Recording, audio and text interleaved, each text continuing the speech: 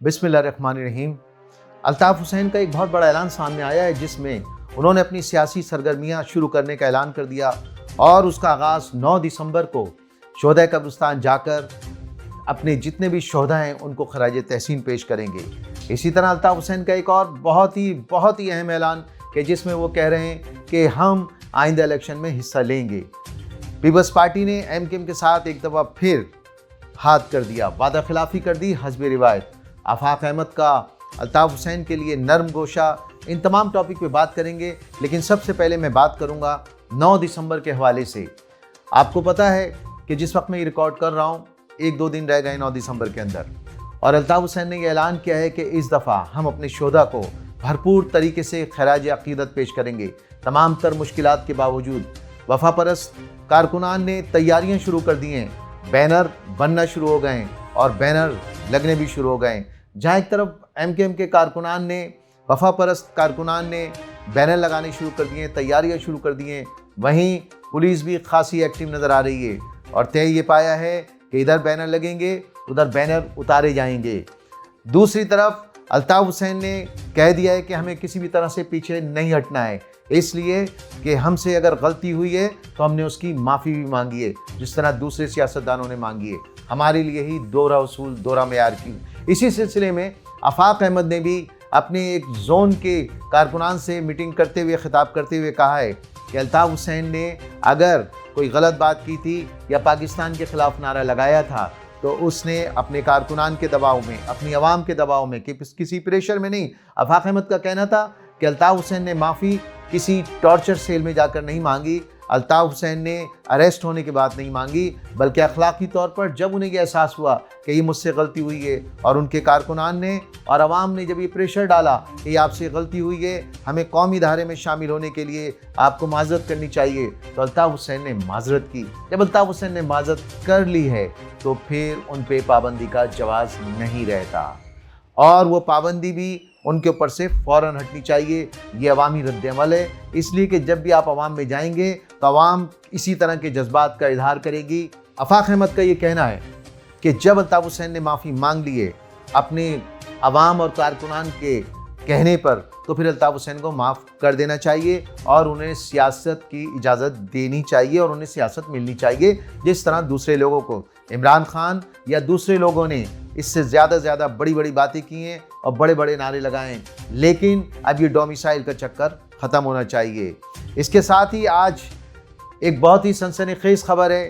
कि बादराबाद MKM पाकिस्तान, उनकी समझ में नहीं आ रहा है कि वो करें क्या। कभी वो कहते हैं कि जनरल वर्कर इजलास बुलाएं और आपने देखा कि जनरल वर्कर इजलास एक दफ़ा तय हुआ, उसके बाद मुलतवी कर दिया गया। दूसरी दफ़ा तय हुआ, बड़ी सरगर्मियों के साथ कारकुनान को बसों में भरकर, बल्कि आम आवाम को भी बसों में भरकर लाया गया और खालिद मकबूल सिद्दीकी को कारकुनान के हिसार में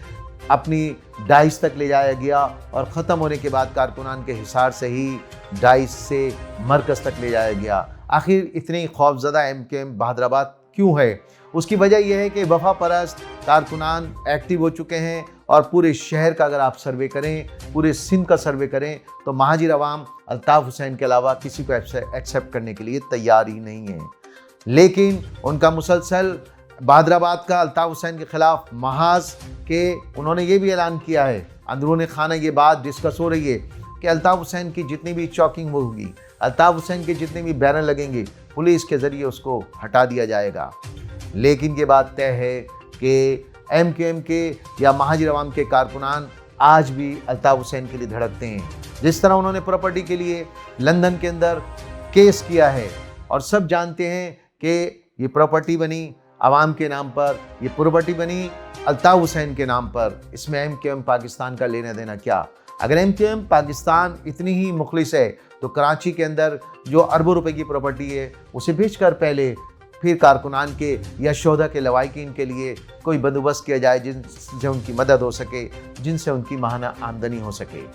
इसके अलावा एक ख़बर और भी है और वो ख़बर वही जो हस्ब साबिक़ MKM और पीपल्स पार्टी का इत्तेहाद हुआ। पीपल्स पार्टी और MKM इत्तेहाद से पहले अलहदगी के दौरान ये बातें करते रहते हैं कि हम पीपल्स पार्टी हमारी दुश्मन है, इसी तरह MKM के लिए पीपल्स पार्टी के अल्फाज अच्छे नहीं होते। लेकिन ये एक दफ़ा फिर اپنے مفادات کے لیے کہہ لیں، آنے والے کل کی پلاننگ کے لیے کہہ لیں، انہوں نے اتحاد کیا،